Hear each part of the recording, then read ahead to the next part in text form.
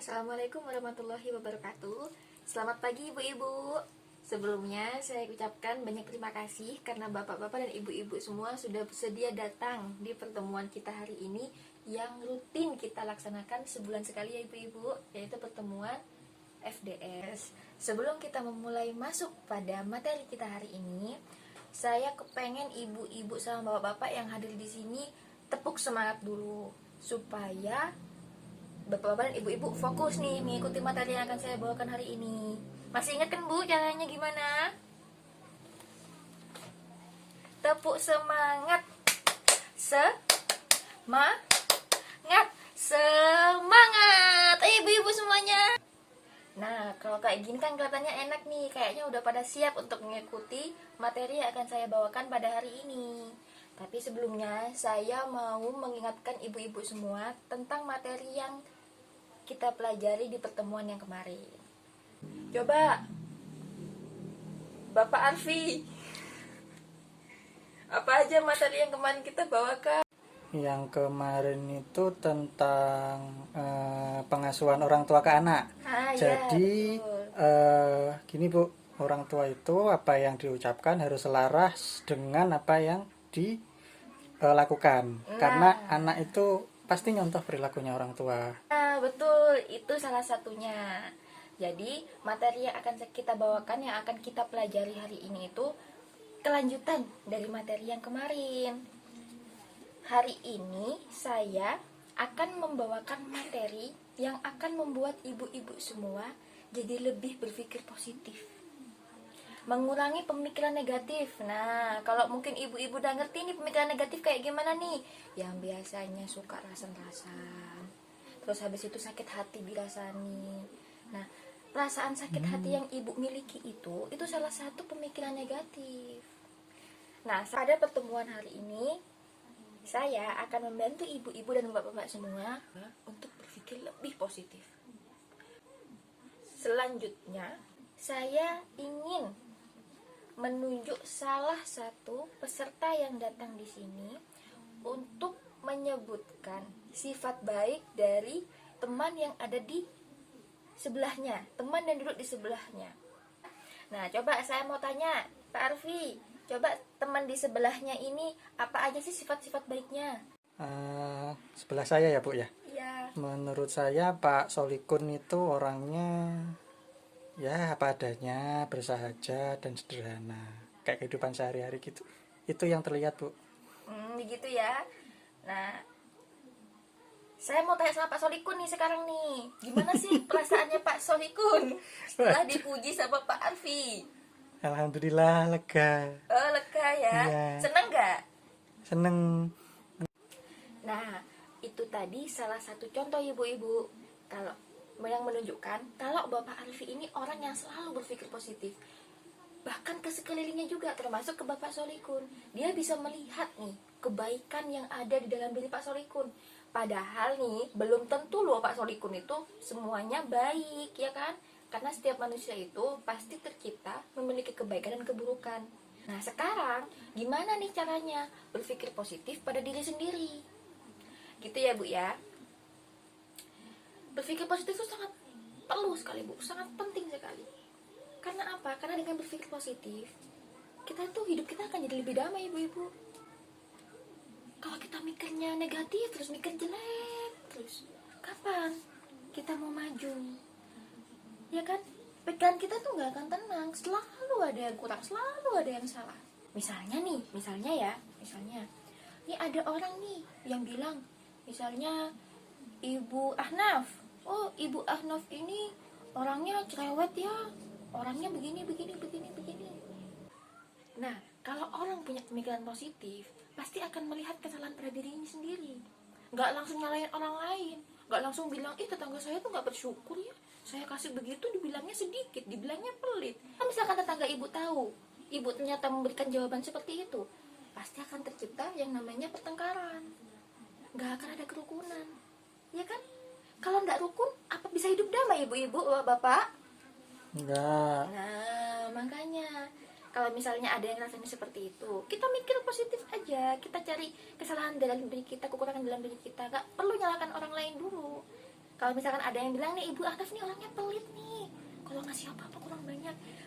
Nah, mungkin Ibu Arnaf nanti bisa berpikir dalam dirinya, oh iya mungkin memang saya ngasihnya kurang banyak ya, anggap aja yang saya kasih itu sedekah biar jadi pahala buat saya. Seperti itu, Bu. Kalau lebih gitu, kalau misalkan Ibu berpikir seperti itu kan lebih tenang, ya kan? Malah nanti akan mempererat hubungan Ibu dan Bapak pada tetangga yang tadi ngerasani. Ya, benar-benar. Nah, sekarang gimana nih caranya berpikir positif sama orang-orang yang ada di dekat kita, terutama pada anak nih, karena kan tema kita berhubungan dengan cara pengasuhan pada anak. Sekarang kayak gini, Bu. Sekarang contohnya seperti ini. Anak Ibu nih mecahin piring di rumah, piring kesayangan Ibu deh. Aduh, berat itu. Benar ya ibu-ibu ya, dia kan cuma misal, nggak sesungguhnya terjadi.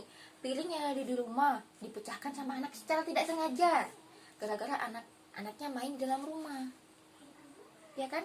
Terus setelah piringnya pecah, ibu kaget, anak kaget, ibu marahi anaknya. Anaknya nangis nggak, kesel nggak digituin? Nangis. Nah, nangis, kesel, ya kan? Nah, sebelum ibu-ibu semua memarahi anak-anaknya, ada baiknya anaknya ditenangkan dulu. Karena apa? Karena dia juga pasti syok melakukan kesalahan itu. Saya yakin dia juga pasti merasa kalau dia sudah melakukan kesalahan karena menjatuhkan piring kesayangan ibu secara tidak sengaja. Jadi kalau misalnya anaknya berbuat kesalahan, itu ditenangkan dulu. Setelah ditenangkan, diajak bicara baik-baik dulu. Iya.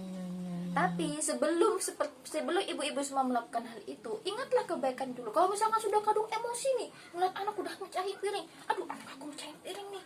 Nah, kalau misalkan sudah kadung emosi seperti itu, ditenangkan dulu hatinya. Ditenangkan dulu, terus ingat kebaikan anaknya. Misalnya, oh iya, kemarin anakku habis bantuin aku dari pasar, bawain barang-barang begini-begini, wah anakku baik sekali, berbakti sekali.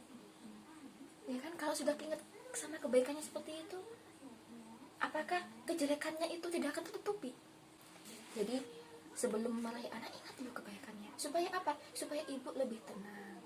Setelah kita tenang, dengan cara mengingat kebaikan anak, kemudian barulah kita menenangkan anak kita.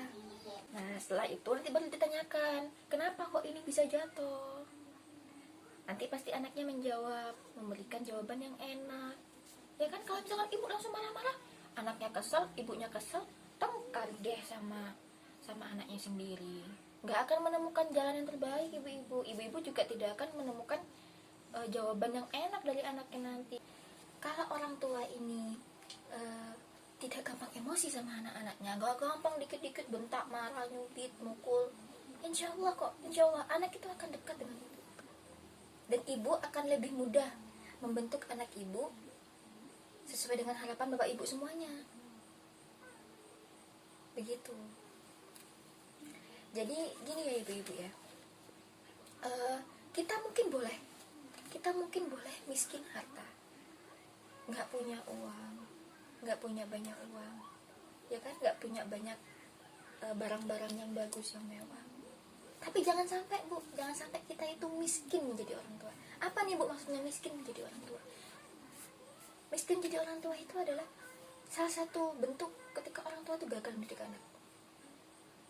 Itu namanya miskin menjadi orang tua.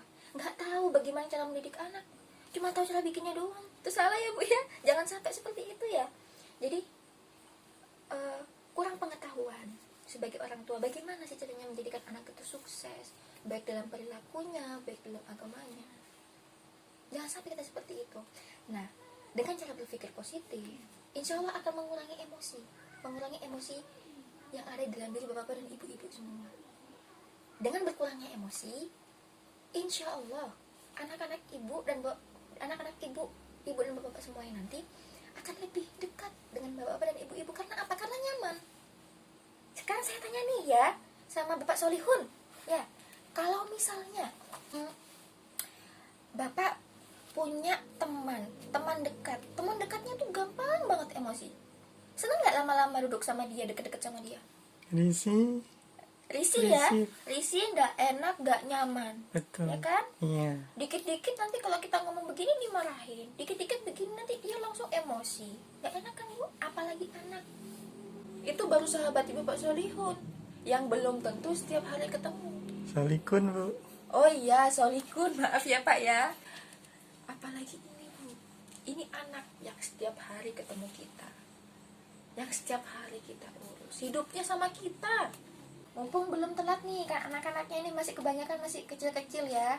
Mumpung belum terlambat, ini mari kita saling bersama-sama merubah sikap kita, terutama yang lebih sering memiliki pemikiran negatif. Ayo kita sama-sama merubah diri kita menjadi orang yang lebih baik, menjadi orang tua yang lebih baik dengan cara memiliki pemikiran yang positif. Supaya apa? Supaya anak-anak kita nyaman dengan kita dan kita lebih gampang mendidik dia nantinya. Mendidik anak menjadi orang yang sukses, baik perilaku maupun akhlaknya. Nah sekarang saya akan memberikan tips nih. Gimana sih? Contohnya mungkin yang saya contohkan tadi kurang mudah, mungkin kurang mudah Bapak dan Ibu-ibu cerna. Nah, di buku pintar yang Bapak-bapak dan Ibu-ibu bawa, ya, di situ tuh sebenarnya ada kiat-kiat. Ada kiat-kiat bagaimana sih contohnya orang berpikiran positif dan negatif itu. Nah, saya mau minta Bapak Gulam, ayo Bapak Gulam ya. Saya mau minta Bapak Gulam untuk membacakan nih di buku pintarnya. Bapak bawa bukunya atau enggak? Enggak bawa Bu. Loh, enggak bawa. Oh, kok bisa enggak bawa? Nanti kalau di pertemuan selanjutnya bawa ya Pak ya. Iya. Nah, kalau gitu saya pinjemin dulu nanti di handphone saya ini ada nih. Saya mau minta Bapak Gulam untuk membacakan tips menghilangkan pikiran negatif. Monggo Bapak Gulam. Tips menghilangkan pikiran negatif. Ceroboh sekali aku. Di mana sih kuncinya? Yang pikiran positif harus diingat-ingat lagi di mana tadi meletakkan kuncinya. Aku mengurusi banyak hal di rumah. Tidak apa, sesekali lupa meletakkan sesuatu di mana. Stop. Kelihatan nggak perbedaannya? Pemikiran yang negatif sama positif. Pemikiran negatif dipenuhi dengan emosi. Tapi kalau pemikiran positif, beda kan caranya? Coba yang kedua setelah itu, Bapak baca lagi Bapak Gulam. Seperti apa contohnya? Aduh, malu rasanya. Bajuku jelek sekali. Aku harus menghindar mereka. Yang positif, yang penting bajuku bersih, rapi. Daripada beli baju bagus dan mahal, lebih baik untuk tabungan anak-anak. Nah, kelihatan kan? Semakin terlihat perbedaannya kan? Bagaimana pemikiran positif dan negatif? Pemikiran positif itu membuat kita menjadi lebih percaya diri, ibu-ibu. Beda dengan pemikiran negatif. Jelek terus pikirannya. Yang mikir bajunya jelek lah, yang mikir bajunya kotor, busuk lah. Padahal bajunya baik-baik aja. Ya kan? Kayak gitu tuh banyak contohnya. Nah, kalau sudah bisa melihat perbedaannya, mari kita praktekkan bersama-sama di rumah. Kita mulai dari keluarga kita dulu, baru nanti kita sebarkan ke orang-orang yang ada di sekeliling kita. Itu ya ibu-ibu, bapak-bapak ya. Terima kasih Bapak Gulam karena tadi sudah membantu saya untuk membacakan tips pemikiran yang positif. Satu hal lagi yang mau saya tekankan ya, Bapak Ibu-ibu. Untuk memiliki pemikiran yang positif, entah itu kepada anak atau itu pada orang lain, tolong ya, selalu ingat kebaikannya.